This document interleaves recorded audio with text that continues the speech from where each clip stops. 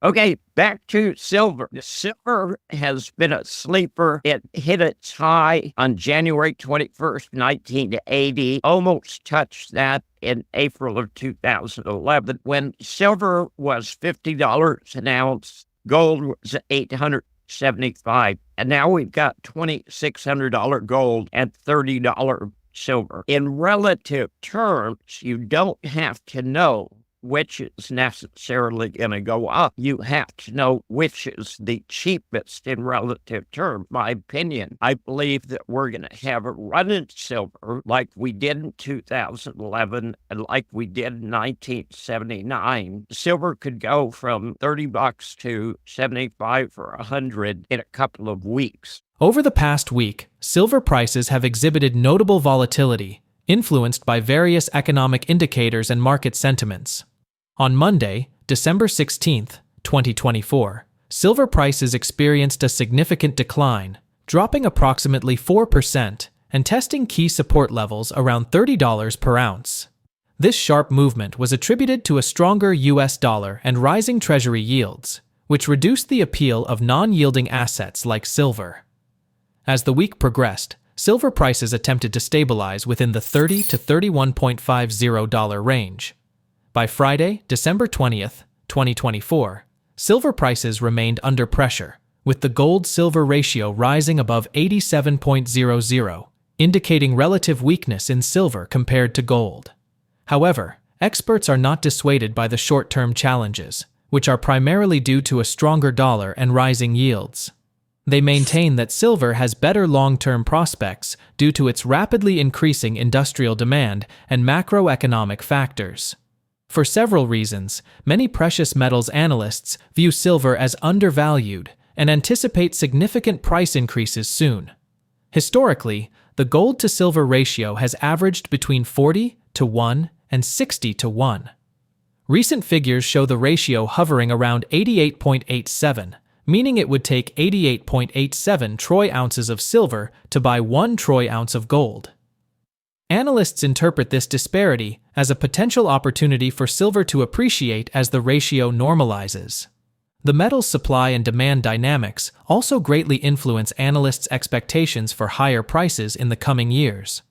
In recent years, the silver market has experienced supply deficits. Demand, particularly from industrial sectors like solar energy, has outpaced supply, suggesting potential upward pressure on silver prices.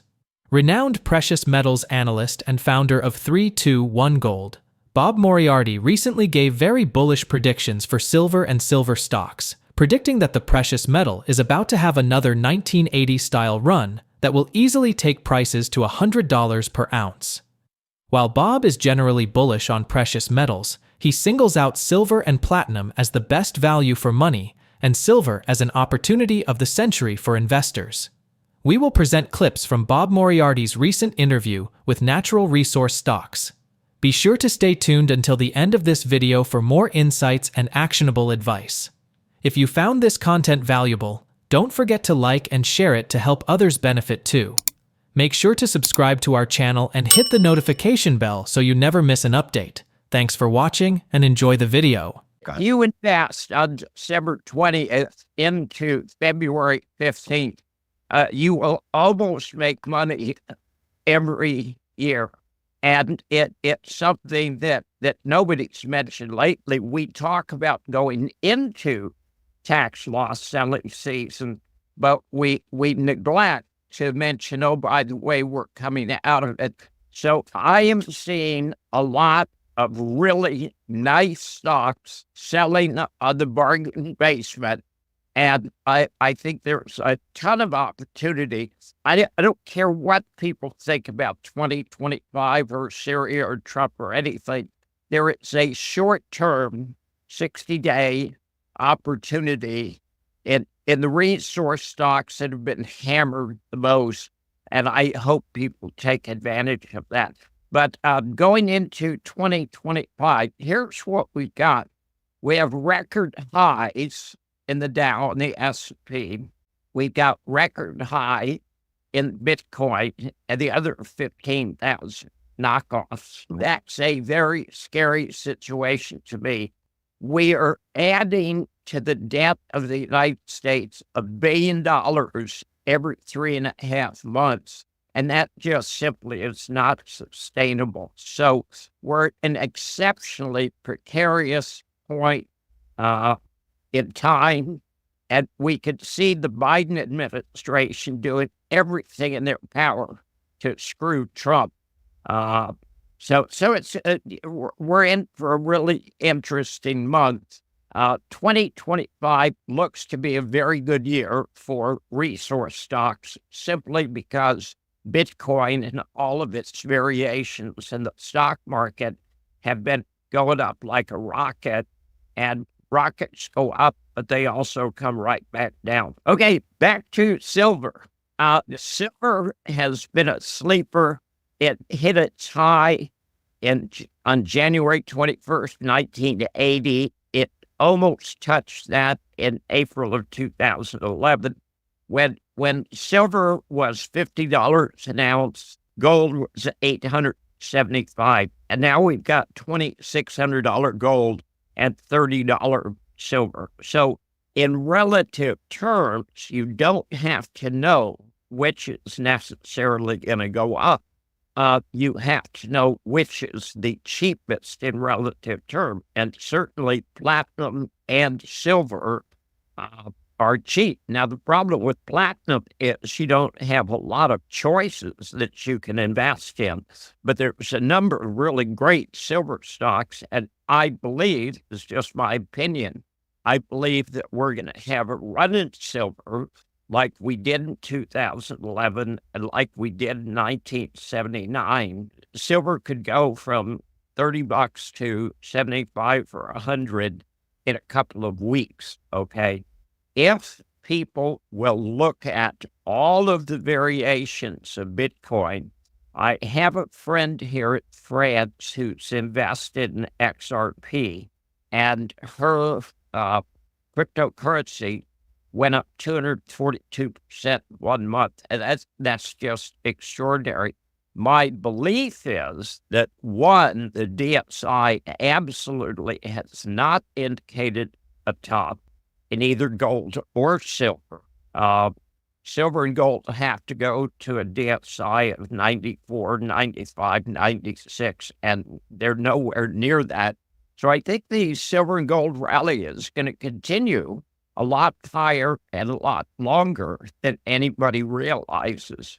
The interesting thing is that the juniors, the lottery tickets have not gone up because so much money has gone into the general stock market and into the cryptocurrencies. When that changes, and I believe that literally is going to change in the next 10 days, I think there's going to be a lot of money flow into the resource sector, and I think you're going to see a lot of multi-100% advances almost across the board. Gold and silver stocks are really cheap now. We're going to look at $2,700 gold and juniors with very real resources selling for pennies. We're going to say, how could we have missed this? Okay, it's so obvious. But investors tend to, they trade as a herd.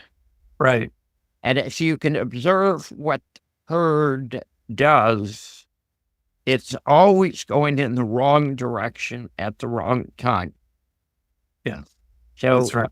the stock market in general is very dangerous now. The cryptocurrency is very dangerous right now. Silver and platinum, absurdly cheap. Gold shares, absurdly cheap. So I think there's a lot of opportunity for 2025. During the interview, Bob also gave his expert opinion on the broader geopolitical scene and its impact on the financial markets. In addition to being a prominent investor and analyst in the precious metals and resource sector, Bob is a heavily decorated former Marine pilot and has frequently expressed disappointment in the Joe Biden administration's handling of certain issues he believes would have dire consequences on a global scale. The most prominent of these issues is the conflict in the Middle East and how much it has been allowed to escalate with the full backing of powerful Western countries. Bob also criticizes the Biden administration for trying to devastate the American economy before President Donald Trump's inauguration in January. Like many other experts in the precious metals and resource sector, Bob is looking forward to the positive changes that will be effected under Trump. However, he is skeptical that the inauguration will even be allowed to take place as expected. Let's get back to the video. I will say, to the very best of my knowledge, there wasn't a single person that I'm aware of who actually predicted what was going to happen and how fast it happened. What happened was something that was set in motion years and years and years ago. Israel has defined all of their neighbors as enemies. And sometimes their enemies are Gaza, and sometimes it's the West Bank, and sometimes Lebanon, sometimes it's Syria, sometimes it's Iraq. It's always Iran. To survive as a nation, Israel needs enemy.